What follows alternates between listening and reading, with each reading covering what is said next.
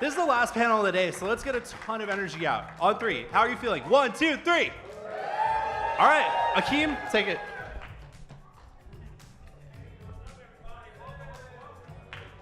IGN Live, everybody. Thank you all so much for coming out. All right. Now, Yars Rising is the return of a classic Atari franchise developed by WayForward. And here to talk about it is WayForward CEO Voldi and Yars Rising director James Montagna. Welcome to the stage, everybody. How you doing, James? Coming out, Voldi. You too. Yes. I'm talking to the both of you. Grab a seat, grab a seat. All right, James, Voldi, I want to welcome you all. Thank you. Thank you. IGN Live. Now, my first question is, what is Yars Rising? Great question. The most basic question I could ask. Sure. Well, it is a video game. Yeah. Oh, okay, cool. Yars Rising is a collaboration between WayForward and Atari that is a reimagining of a classic 1982 Atari game known as Yars Revenge. Yes, yes, Voldi. That pretty much sums it I up. think I have a special treat for you all. Let's roll the clip.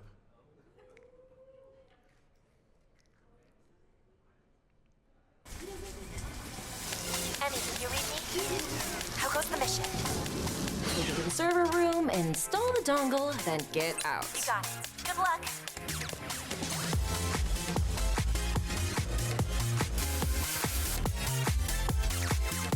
Whoa.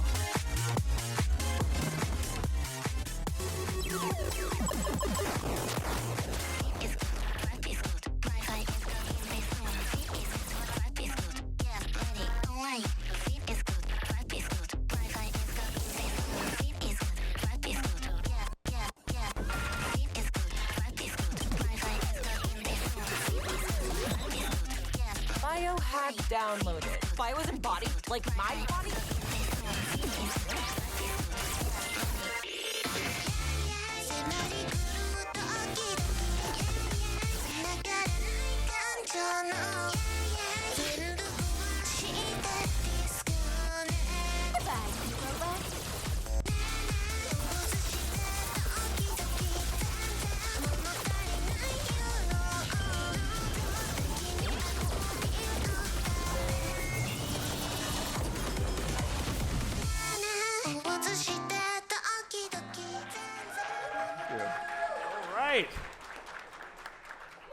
That was Yars Rising. Wow, that's amazing. Look, there's so much I want to talk about. Of course, I want to talk about the gameplay, the art direction, but I think I got to start with what got my foot tapping, and that's the music. What was some of the inspiration for the music? I felt like I was in a rave. That's a great feeling to have, isn't it? Yeah. Well, the music for this game is unprecedented for WayForward because we have 20 different music artists involved in the music of this game. Wow. Not only that, but it's an international collaboration. So we have music artists from North America, Australia, Japan, and it's just the most incredible soundtrack that I've ever been involved in. And the genres of music are also really special as well. So pretty much we're gonna see like pretty much a variety. Like I hear some K-pop. Are there what genres can we expect to kind of hear throughout the gameplay? Well, so the game itself, I think the word I fixated on for everything was retro future. Okay. So it is a mix of like kind of vintage and contemporary elements, and that goes right down to the music as well. So we have a lot of like classic Japanese city pop, but also the contemporary flip on that is like doing future funk. And we also explore things like vaporwave, all these like kind of genres that are taking from the past, but also really on the like bleeding edge of what people are listening to now, and kind of contemporary up and coming genres as well. So we really wanted to explore something that not a lot of games are doing right now. Yeah, yeah. Now let's take us back to 1981. 82. 1982. That's right. 1982, it's not that old, but 1982, and talk about Yars Revenge, Yars Return. Right. I want to know, what is the connection to those two games that we'll see in Yars Rising? Well, this game takes place in the Yars universe, or the Yarniverse, as I've heard it called. I love that. Is that the official term, the Yarniverse? You know, Howard Scott Warshaw, the original creator of Yars Revenge, coined that term. So Okay. it's about as official as it can get, right? So the game, on its surface, we designed it in such a way when you first look at it, people are like, what does this have to do with the original Yars Revenge that I grew up with? What even is this? But the fact is, it really is tied into that game in just so many ways. And there's countless elements that we pull from those past games. We did our research. Yeah, Voldi, I'd love for you to speak to us a little bit about the gameplay if you can. Like what we're seeing on screen right now, we see, actually, what is the character's name that we're seeing? That's Emmy. Yeah, Emmy Kamaru is the main protagonist here. And there are several different types of gameplay. There's the side-scrolling action platforming, which is something that we've had a lot of experience with, so that was kind of a natural fit for us. And then there's the hacking mini games, which I don't want to call them mini games because they're pretty central to the whole experience, and they're really the true nostalgia factor because the hacking mini games are what tie it into the original Yars Revenge gameplay. Right. And of course, there's the stealth gameplay. You see sneaking by some riot officers here. And I like to call them light stealth elements because players can like choose to approach them in their own way. Some people are just like, Leroy Jenkins, and they just like go through and they want to just like barge through. And it's okay. We allow that kind of gameplay because it makes it a little more challenging, but for speedrunners, it makes it really thrilling. And then there's those players that want to slow it down and kind of just like take it really meticulous and be careful. And this kind of gameplay is a little bit freeform and it supports that. Yeah, I love the stealth elements. I definitely want to, Voldi, you touched upon this. I want to talk about some of those, you said mini games. Are they like Atari inspired in a sense, or? Very much so. There were some clips in the trailer, but whenever you see her hacking, for anyone who's played the original Yars Revenge, it was a very unique gameplay. I think one of the reasons it was one of the most popular, if not the most popular Atari game for the 2600 was because, here it is, yes.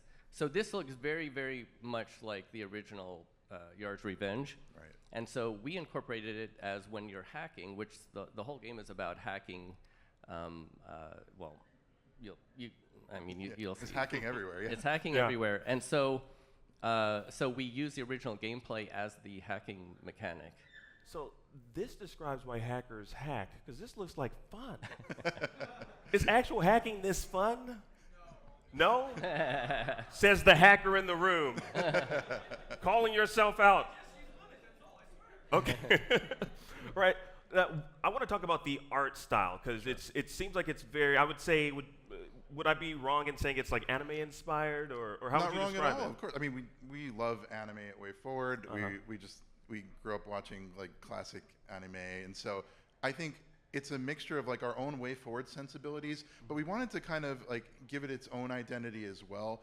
And most of all, I just really like to create cute characters people fall in love with. So I wanted to make the whole cast of this game really just interesting, diverse, and awesome personalities. And we have fully voiced characters, and so there's just like they come to life. And so the idea is like, I want the art to come to life, and when you see it, I want it to evoke certain feelings, like this cyberpunk-inspired aesthetic all throughout.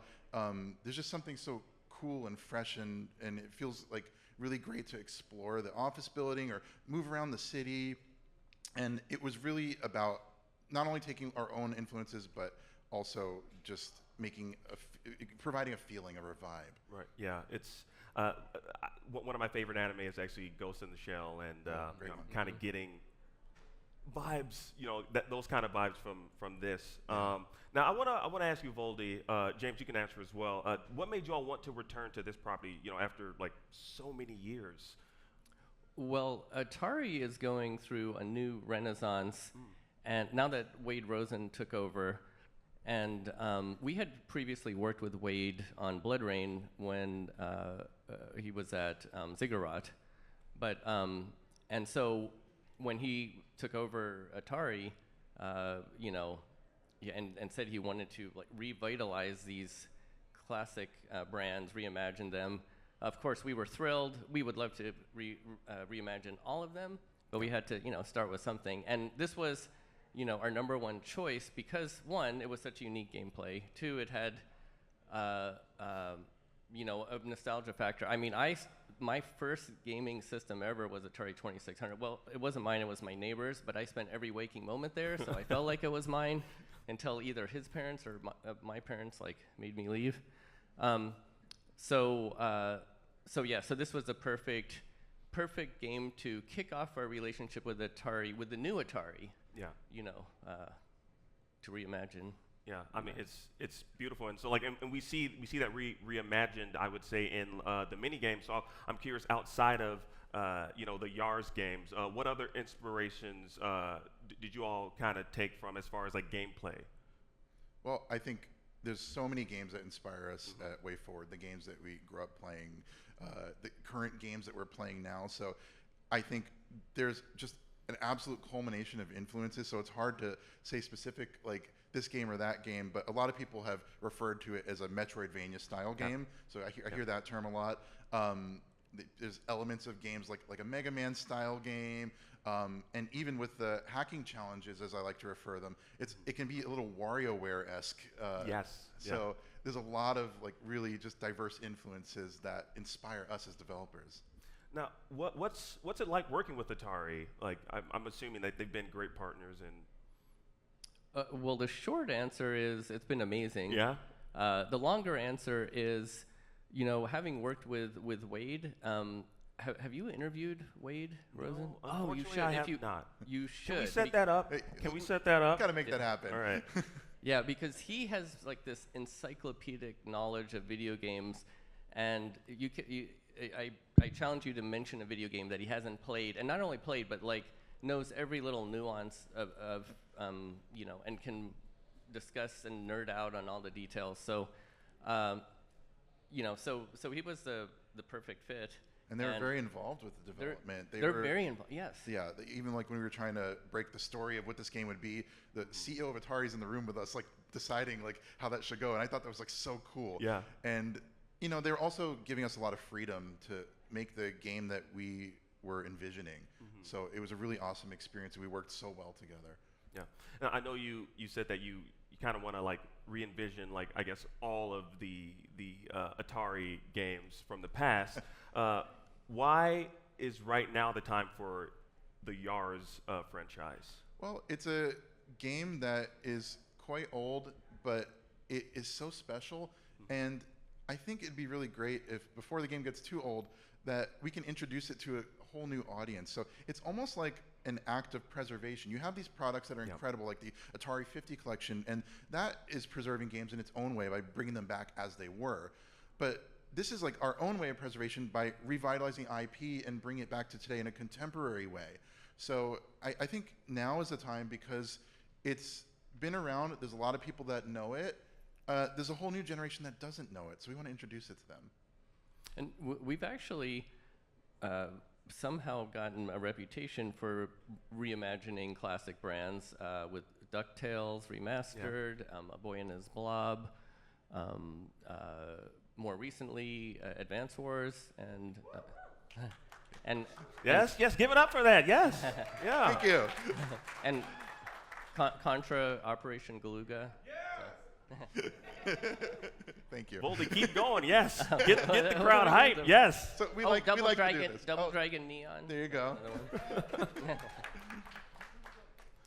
Now, James, I got to ask you this: is there anything that you might have learned working with Nintendo that you're bringing to the table? Oh, absolutely. I mean, when we were working on Advance Wars together, it was just an incredible experience to work with Nintendo. And I think any developer that Nintendo can coordinate with, you're going to grow from that experience and learn from their techniques and ways of doing things. So, of course, it was an incredible experience working with them. And every way that we've grown and just approached development as game designers is leveled up because we had that opportunity to work alongside them. So you'll feel it in all of our future games, including Yars Rising, the things we learned from collaborating with Nintendo. Yeah. Now, final question, which I think is the most important question. When can fans, gamers, get their hands on Yars Rising? Oh, that's a fantastic question. Well, the game will come out later this year. However, right now, there's a demo of this game available on Steam for a limited time until the 17th. So go check it out now before it goes away. Well, there you go. There you go. Awesome. James, Voldi, I want to thank you both so much for telling us a little bit more about Yars Rising. Now look out for the demo available right now on Steam. There's plenty more with IGN Live, so stick around.